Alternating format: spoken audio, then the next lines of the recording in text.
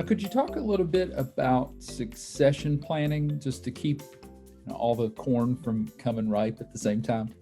People have the option of staggering these plantings. They can do it at one time of the year and then plant another group of these crops the following month if they want to, so that they don't run out of corn.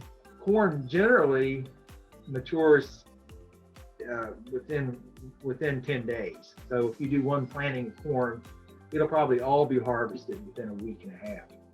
There's a time when you stop planting things, for these certain crops. So you stop planting sweet corn in July. You stop planting beans in August. So you stop planting winter squash in early July. So there are limits to how long you can push these crops. But, we're working within the boundaries of frost-free days. So you just have to know when your last frost is in your county or your region.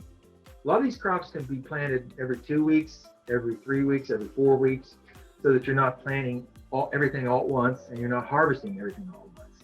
And I think that's the problem we have with a lot of gardens where everybody plants them at the same time, and then they stop planting. Well, a lot of these things can be planted later in the summer, and you can still have some great crops in early fall that you can harvest. We harvest sweet corn up to early October, no problem. You can harvest beans through early October.